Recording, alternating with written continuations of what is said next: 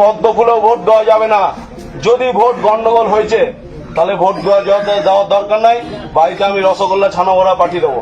আর আমাদেরকে জিতিয়ে যদি কাজ করাতে হয় প্রত্যেকটা বিষয়ে, পাড়ার ছেলে পাড়ার লোক যারা তৃণমূল করে মানুষের পাশে থাকে 24 ঘন্টা, তাদেরকে ভোট দিতে হবে।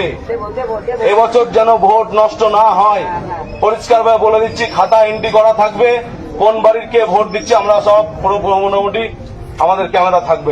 এবার যা ভোট হবে সব লাইভ হবে। আচ্ছা, ইনি কি ভোটের প্রচারে গেছে না মানুষজনকে ধমক দিতে গেছে? ভোট দেওয়া একটা মানুষের অধিকার থাকে, ঠিক আছে, যে কোনো পার্টির থেকেই হোক না কেন, এরকম করা উচিত না। সে বিজেপি থেকে হোক, কংগ্রেস থেকে হোক, তৃণমূল থেকে হোক না কেন, এটা করা উচিত না। কারণ হ্যাঁ, বলতে পারে যে আপনি ভোট দিতে যাবেন, অবশ্যই যাবেন, কিন্তু আমাদেরকে ভোট দেবেন। প্রত্যেকটা পার্টি এরকম কথা বলতে পারে, কিন্তু এরকম যে ভোট দেবেন, তৃণমূলদেরকে ভোট দেবেন যারা 24 ঘন্টা পাশে থেকেছে। আচ্ছা, আমার কথা হলো গিয়ে, যদি তারা 24 ঘন্টা পাশে থাকে তাহলে তো কোনো কথাই নাই, তাহলে পাড়ার তো সাধারণ মানুষ তো ভোট তাদেরকে দেবেই, কারণ তারা তো 24 ঘন্টা পাশে থেকেছে। তাহলে তো তাদের জন্য নিয়ে আর ক্ল্যারিফাই করার কোনো দরকার নেই।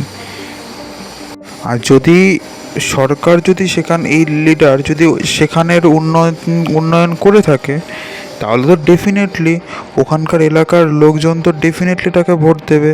বিজেপি এসে যতই এখানে যাই করুক না কেন, ভোট তো দেবেই। তাহলে তো এনার ধমক দেওয়ার তো কোনো দরকার নেই। মানে ইনি কি জোরপূর্বক বলছে তোমরা এখানে ভোট দেবেই, আর কি এন্ট্রি করা থাকবে, সব কিছু দেখা হচ্ছে, মানে কি জোরপূর্বক ভোটটা দেওয়া হবে।